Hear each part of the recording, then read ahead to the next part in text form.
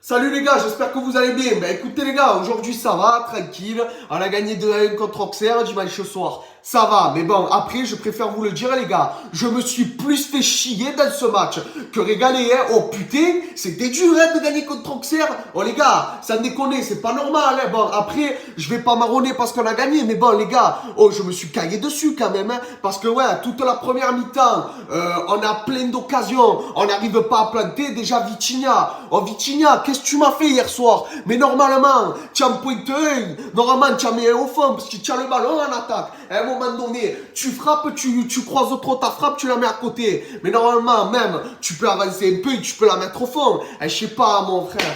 Je sais pas, mais après, à un moment donné, tu as même une autre occasion, tu la lâches, il y a le défenseur qui te vient devant, tu mets une volée comme ça, mais elle part au-dessus. Il y a ça aussi. Bon, bref. Voilà. Après, on a encore des occasions, on n'arrive pas à marquer. Et à un moment donné, à la 35e minute, je crois, eh ben, il y a un coup franc, Paul Lopez, il met le point, et il y a l'autre, la Diallo, je crois. Il arrive, il a juste à faire ça, bam, 1-0. Voilà, et là, on se prend le but du 1-0. Donc, excuse-moi, mais ça fait mal, voilà, parce que des buts comme ça, ils en mettent qu'une fois dans leur vie. Hein. Bon, après, apparemment, il a mis un but sur le terrain d'Ajaccio comme ça, de la même manière, je crois. Bon, bref, voilà, donc les gars, normalement, ça doit pas arriver. Normalement, à la mi-temps, tu aurais dû en mettre au moins un ou deux. Voilà, faut dire la vérité. Hein. Donc après, à la mi-temps, on perd 1-0. Je me dis, oh putain, ça va pas tourner comme Montpellier, comme Strasbourg, comme Ajaccio. Je me suis dit, on va pas revivre le même cauchemar encore. Et ouais, donc après, deuxième mi-temps, on revient. La deuxième mi-temps, c'est pareil. On a des occasions, on en a beaucoup, on n'arrive pas. Et il a fallu que Igor Tudor, il fasse les bons changements parce que franchement, tu as fait de bons changements. Il t'a fait sortir Vitinha, il t'a fait rentrer Payet et il t'a fait rentrer je sais plus qui. Enfin, oui, il t'a fait rentrer Guendouzi à la place de je sais plus qui. Voilà. Donc déjà, vous rentrez, donc vous êtes deux. Déjà, Vitinha, c'est bon. Après, derrière, Payet, il est rentré 20 minutes, il a fait rentrer à la 70e. Franchement, Payet, il a fait un bon match. Bravo. Franchement, j'aurais aimé qu'il marque un but parce qu'on ne le voit plus marquer, parce qu'il joue plus. Voilà. Après, d'ailleurs, je voulais dire aussi, la composition Igor Tudor, elle était très bien. Voilà, elle était très bien. Franchement, moi, j'ai vu de bonnes compos. C'est-à-dire, dans les cages, Paul Lopez, Kolasinac, Mbemba, Gigot et Mbemba, la ligne à 3. Franchement, c'est parfait. Après, tu m'as mis Verretou, Rongier, Caboret et Klos.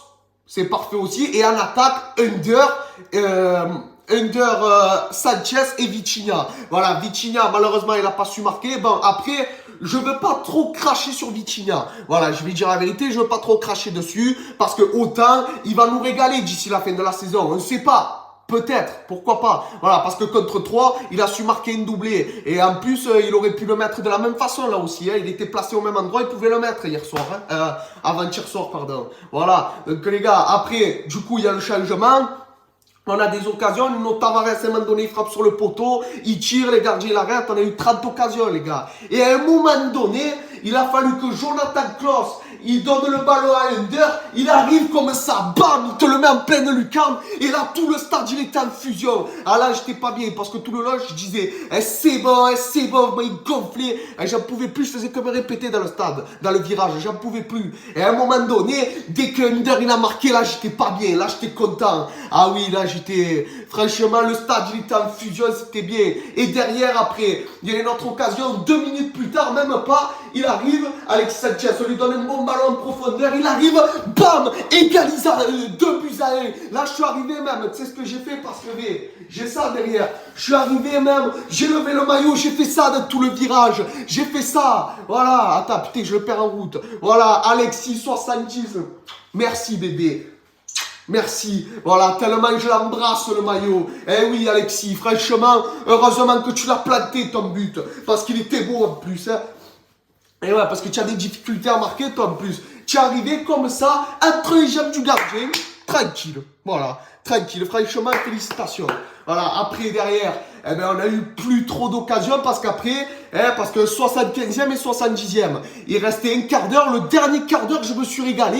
Je chantais, j'étais content. Bon, après, je chante, évidemment. Mais bon, après, des fois, vous me gonflez. Voilà, donc le dernier quart d'heure, après, ils ont poussé les Auxerrois. Ils nous ont fait peur quand même. Voilà, faut dire la vérité à la fin du match. Mais bon, après, fin du match 2-1, on était contents. Voilà, ça va tranquille. Bon. En plus, les supporters auxerrois, ils étaient beaucoup, hein, ils sont montés à 5 000 ou à 10 000, je sais même plus, mais en attendant, ils ont voulu se faire entendre, ils sont repartis une main devant, une main derrière. Voilà, bon bref, maintenant, on va se concentrer sur le prochain match. Et le prochain match, c'est contre Lens, chez eux à Bollard. Donc les Lensois, il va falloir se les taper, les gars. C'est important, parce que souvenez-vous, ils nous ont tapé au match aller 1-0 chez nous au Vélodrome. Donc c'est pour ça qu'il faut se venger. Voilà, et on peut très bien gagner chez eux, parce que justement, on est meilleur à l'extérieur qu'à domicile. Voilà. Et souvenez-vous aussi, la saison dernière, ils nous ont tapé chez nous 3-2 et on les a tapés chez eux 2-0. Donc là, ils nous ont encore tapé chez nous et on peut encore les taper chez eux. On est tout à fait capable de le faire parce qu'en plus, Lens,